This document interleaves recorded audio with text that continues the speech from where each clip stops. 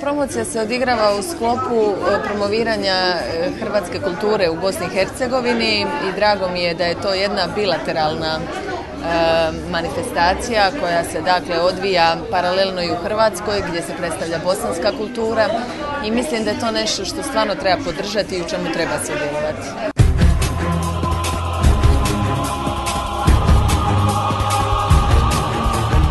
Posljednji roman je knjiga priča koja govori o svijetu nogometa, ali na jedan malo drugačiji način nego što smo to navikli. Znači, ono kako je nogomet i taj život i taj svijet prikazan u medijima je jedna strana i jedna slika, a ja sam kroz sudbine stvarnih žena koje žive tim životom i kroz jedan insajderski uvid u taj svijet dala i ponudila jednu drugu sliku i malo zagrebala ispod površine. To je knjiga koja govori o nesnalaženju, to je knjiga koja govori o tome što se događa prosječnim ljudima kad se nađu u nekim neobičnim okolnostima i to je knjiga o jednom pokušaju da se čovjek koji je potpuno nespreman na velike promjene prilagodi, preživi i izađe što manje posljedica.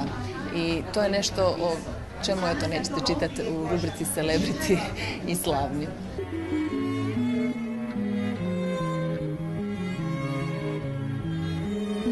Ne, nije me očarao zato što mene ništa što je, ajmo nazvati, glamur ili novac, nije moglo odvojiti od onoga što je realitet i u čemu ja živim i odakle sam potekla. Znači, ništa ja nemam protiv toga, dapače, ima tu stvari koje su vrlo pozitivne, međutim, ono što jako brzo savladate, ajmo reći kad je riječ o novcu, što je prva stavka koja ljude očarava kad je nogomet u pitanju, jest da on ne može riješiti sve probleme i ne može riješiti baš one koje imate.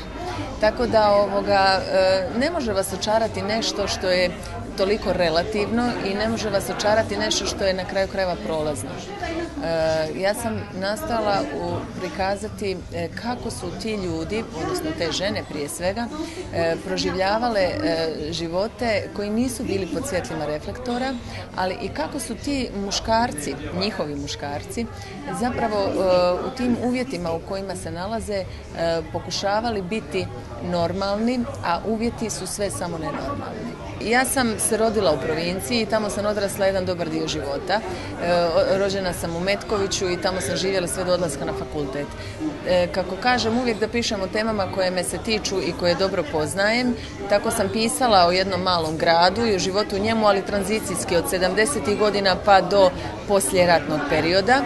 I obuhvatila sam taj jedan način života i okolnosti kako se jedan mali grad, jedna obitelj u njemu mijenjala prije rata, za vrijeme rata i danas.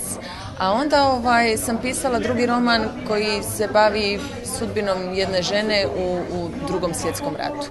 Meni su te teme bile važne i ja sam željela pisati o njima. Ovo je isto jedna važna tema. Mislim da pisac, da bi bio iskren i da bi mogao doprijeti do ljudi, mora pisati o nečemu što poznaje i što ga se tiče. Pa to je jedan način života koji mi je omogućio odmak od ovog svijeta. Znači, ja sam 10 godina živjela u 3 države, u Italiji, Španjolskoj i Grčkoj i proživjela sam ovaj svijet.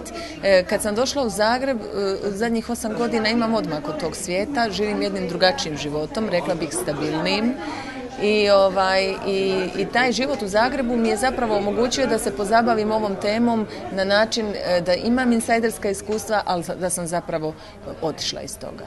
Pa gledajte, postoji jedan određeni dio medija koji me želi tretirati tako i možda ja nekome jesam celebrity, ali meni je važno da sebi nisam celebrity, pa počevši od toga ja nisam ono što bi drugi htjeli da ja jesam.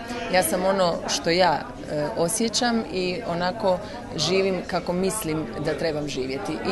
I ova knjiga priča zapravo pokazuje kako se svi mi borimo sa nekim očekivanjima i sa onim što bi trebali biti i u nastojanju da budemo ono što doista jesmo. Ova knjiga je jedan takav pokušaj.